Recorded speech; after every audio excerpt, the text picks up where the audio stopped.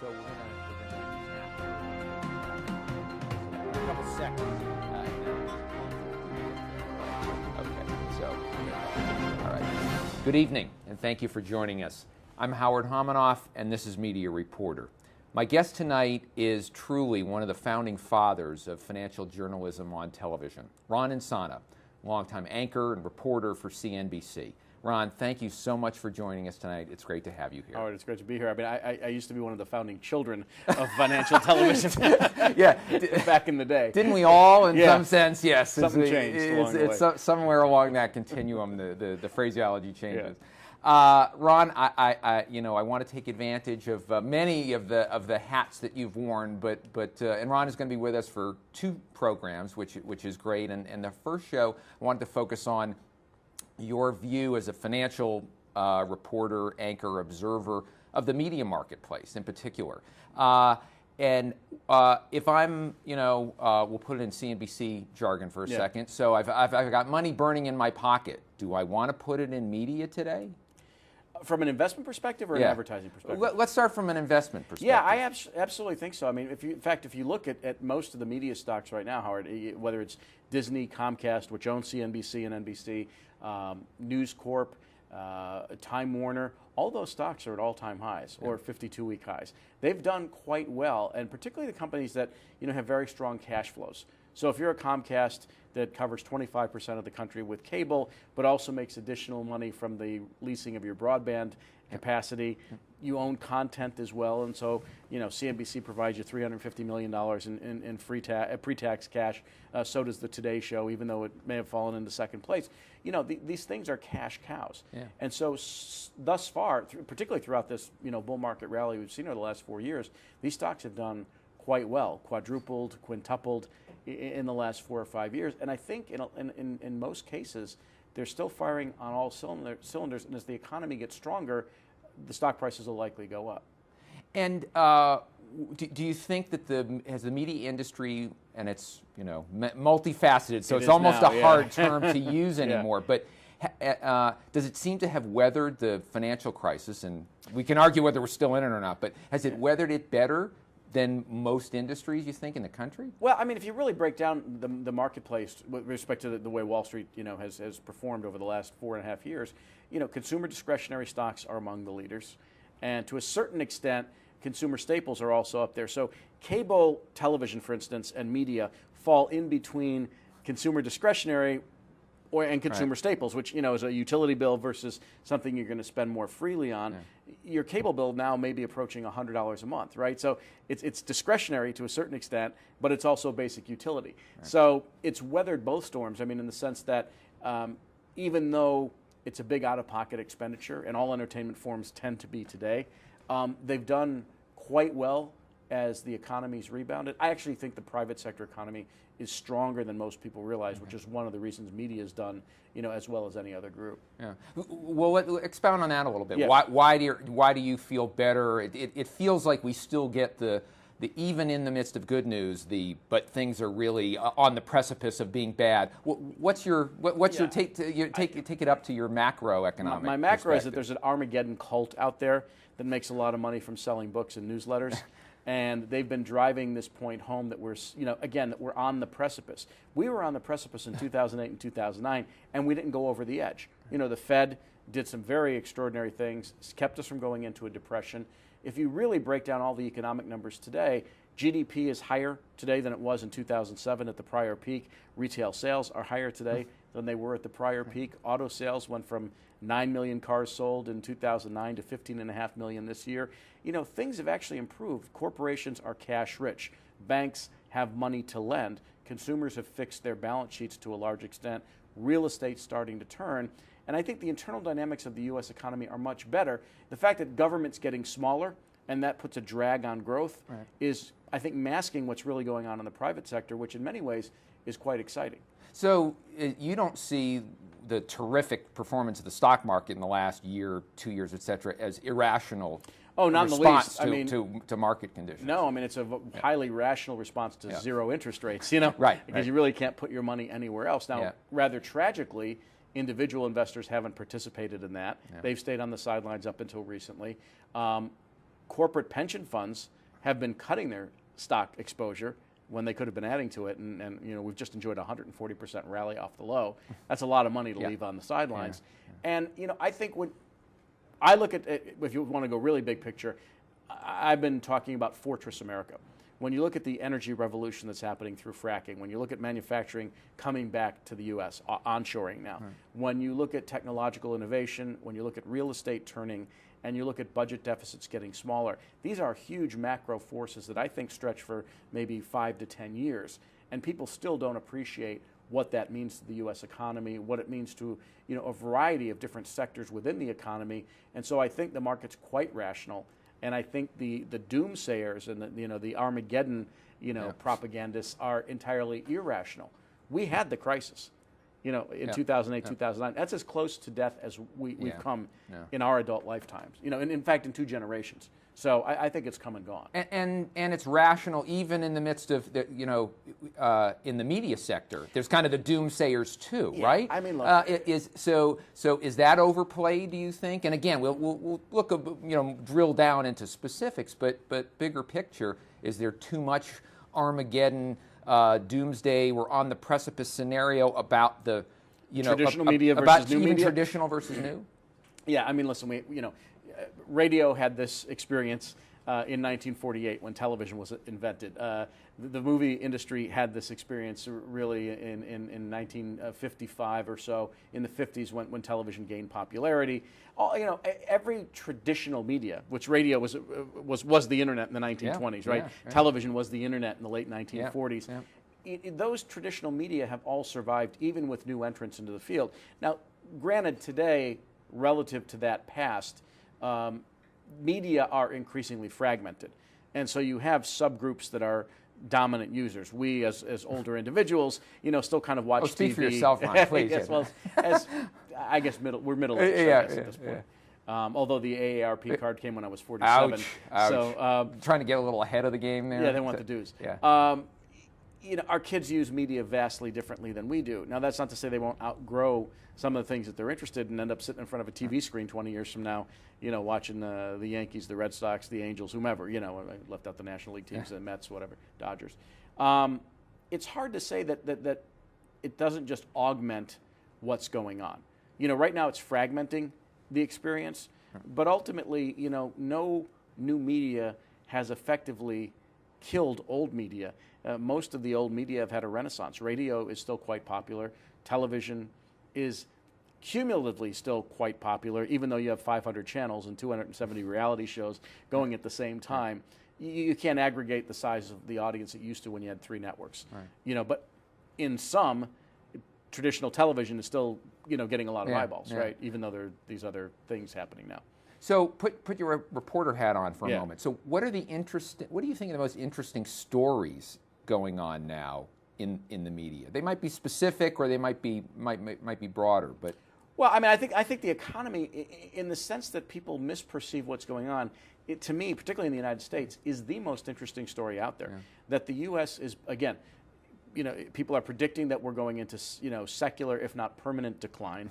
They're suggesting that our lives are effectively over, and our kids will have a horrible experience relative to ours or our parents. I don't think that's true. I think that's an interesting story that's not played. I mean, look, technological innovation is fascinating, whether it's what's happening on the internet, with social media, with new forms of communication, or with 3D printing, which is going to have an impact on food, on organ replacement, on manufacturing.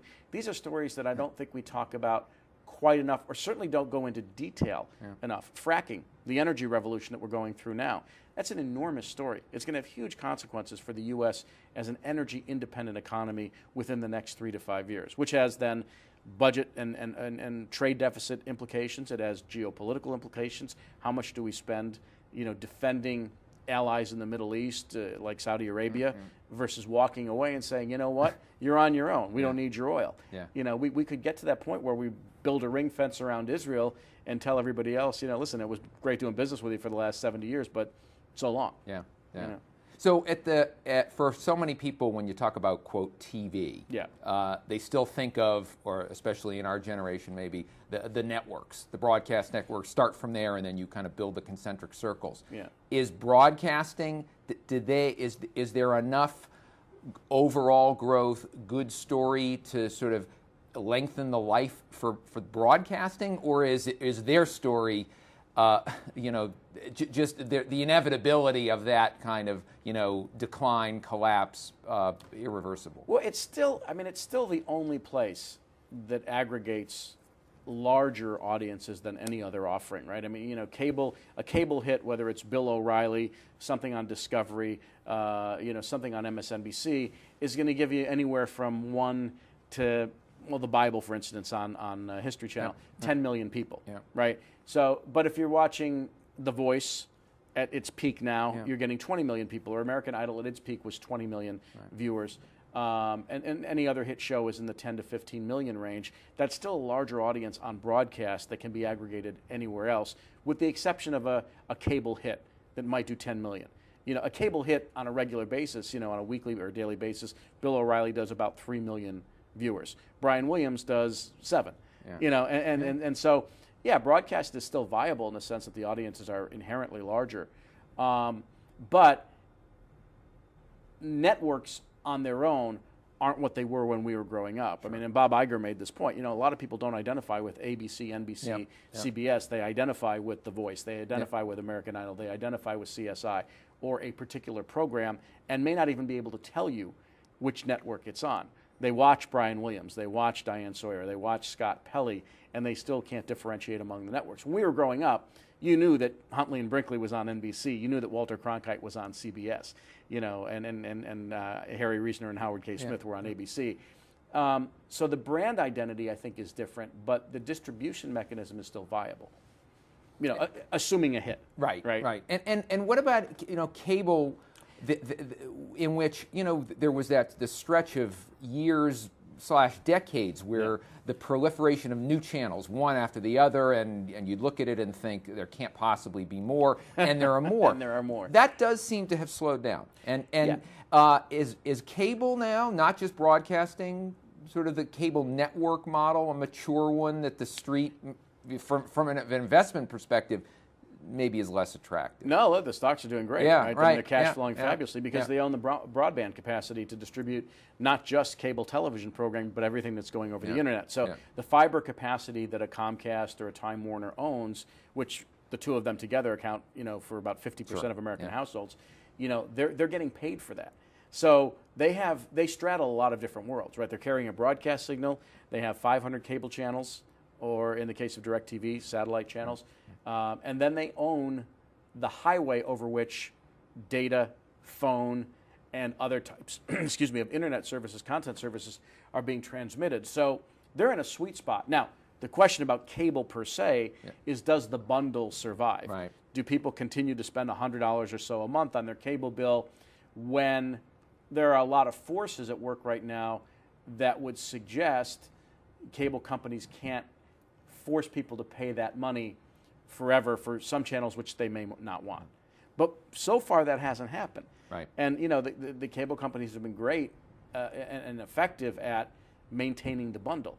Now, there are a lot of folks in the new technology world who say the bundle's unsustainable, and that eventually people are going to go a la carte, whatever that means, whether it's on the internet or some other means of distribution, or whether there's a regulatory action that tells the cable operators to unbundle the programming. That's an open. You know that as well as I do. But you dealt with that for years. Yeah, but do you see that it doesn't appear that even if it happens, it's happening, that we're in the equivalent of a 2008-2009 financial crisis in media, in which the bundle collapses in the next 3 years. There doesn't seem to be that type of imminent consumer pressure, right? I mean, nobody's really screaming about it. Most people may complain about the quality of the programming. They may say there's 500 channels of nothing to watch, even and 270 reality shows, which is a real number, by the way.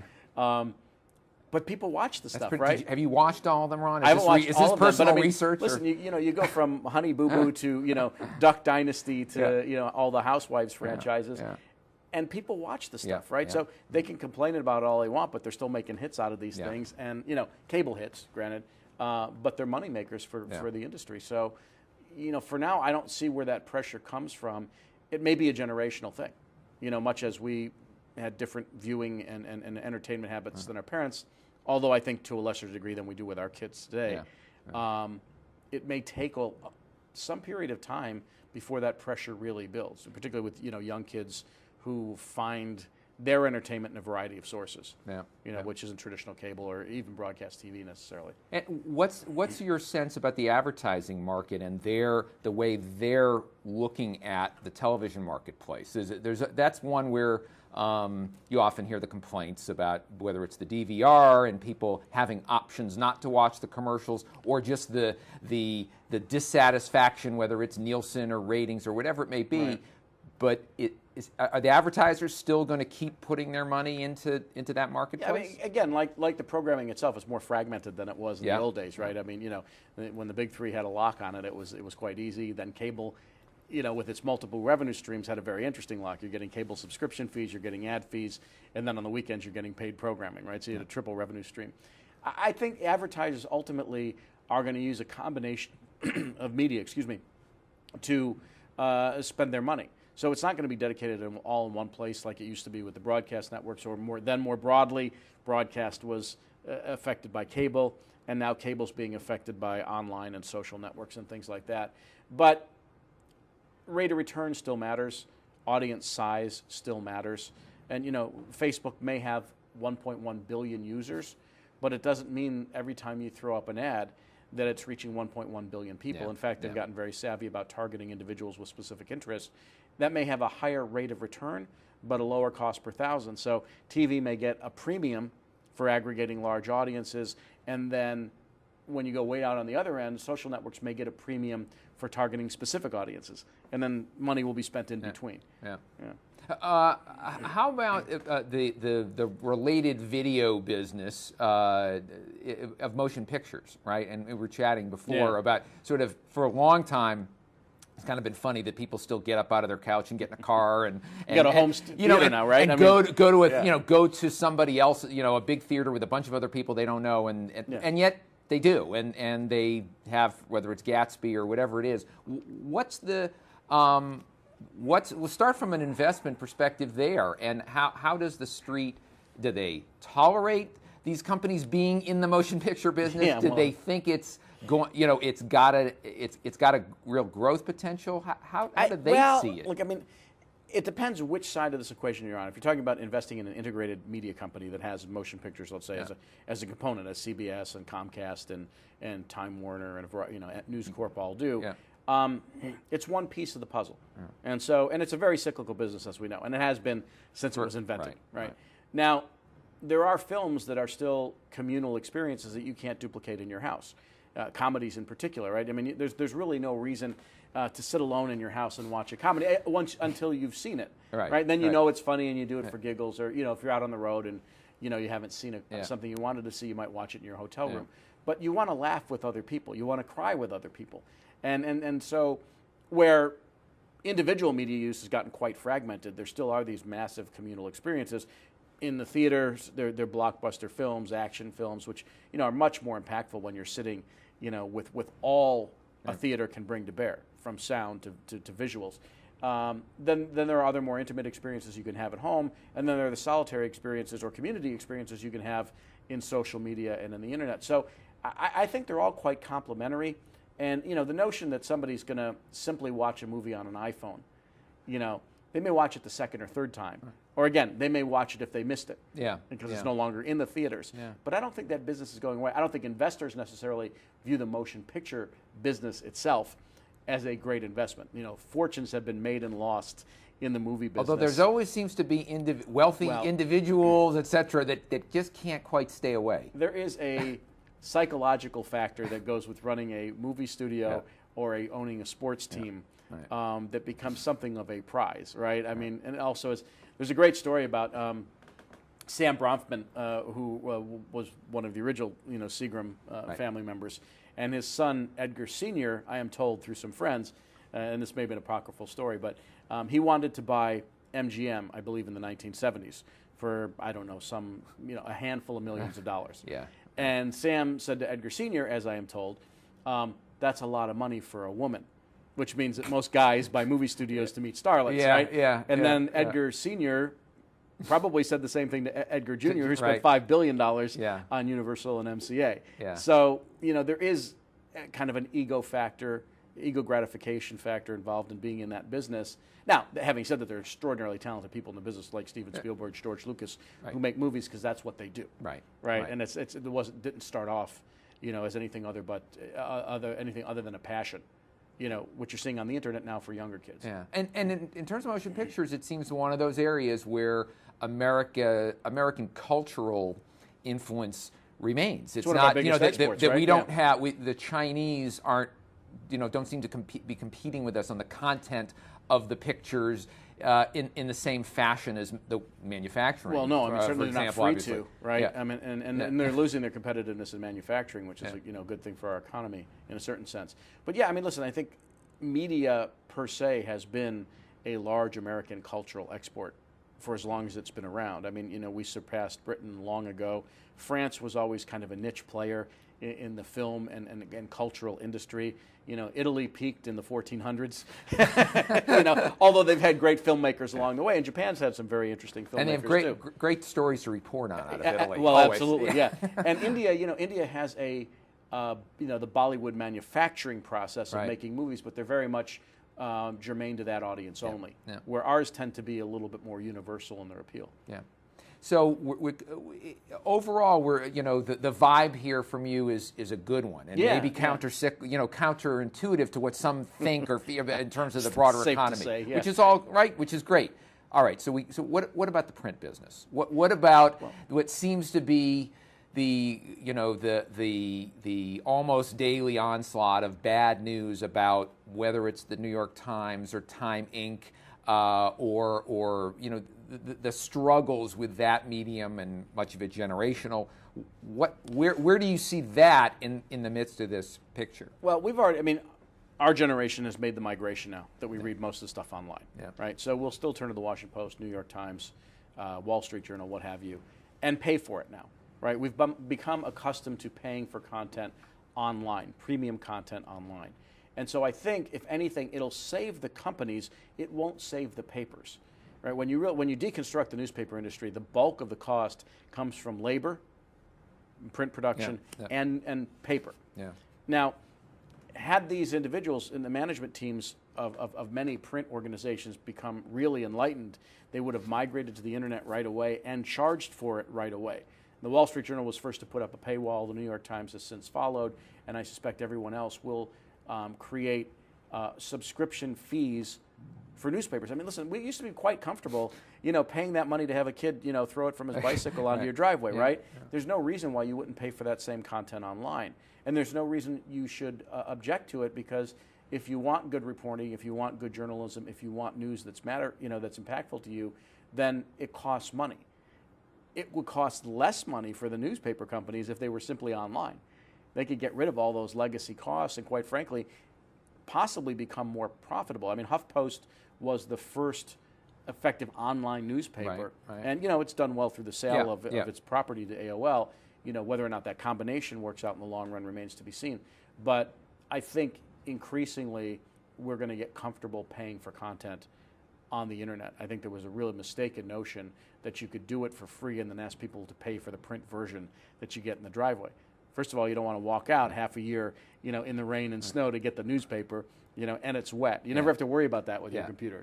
Yeah. Well, I don't know who came up with the expression. Remember, content wants to be free, but nobody who owns content should have wanted it to be free, right? And nobody who owns content believes that. I mean, look, there were a handful of artists, musicians typically, who thought, their work should be given away to the public. Well, it becomes unsupportable. I mean, you then become a starving artist, and you can kind of go back to Van Gogh or any other individual who did fabulous work, and whose work now is worth much more after he's dead than when he was alive.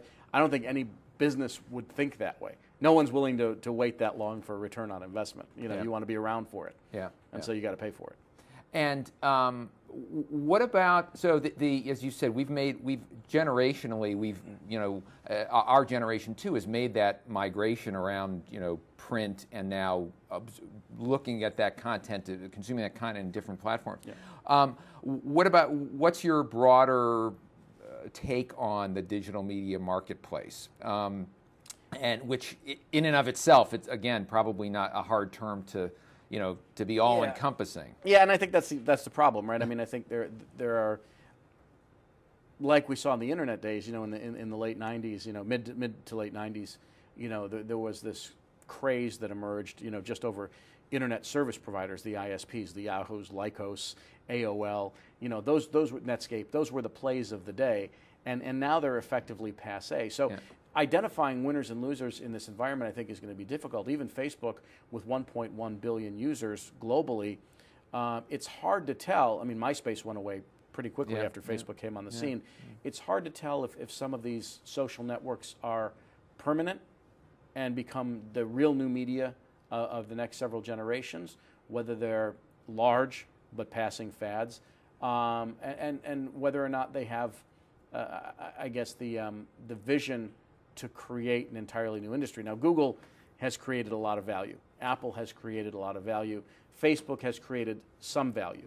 And so I think it's going to be, a fight to the death, and I think it's very hard to identify who the ultimate winner is. I mean, if you would have put your money down in 1995, you would have said AOL was going to own the internet space for all time with dial-up service. And then you had ISPs come up like Yahoo and Lycos and Netscape and Google, effectively, where you just log on and you're on the internet. So I don't know what happens to these social networks. How sticky is the audience? Do our kids grow up with Facebook and it becomes the ABC and NBC and CBS for them that those networks were for us? Because those were social networks. If you stop and think about it, what was talked about around the water cooler or at school, was locker, what you saw on TV that night or that weekend before. And that's what kids are doing now, whether it's Tumblr, whether it's Instagram. Snapchat's something I don't understand in any way, shape, or form. My daughter sends the same picture to all of her friends of her kind of sticking her tongue out, and it's that same, screenshot of her holding her iPhone. And I don't know what the lasting value of that is. It's kind of an interesting kid's toy, but I don't know if that's a business. And I think that's a question that people are really trying to ferret out right now. Well, look, Ron, we're kind of winding down our time for episode 1, and we're going to have you back for episode 2, which is terrific. And with that, let me say thank you again for joining us.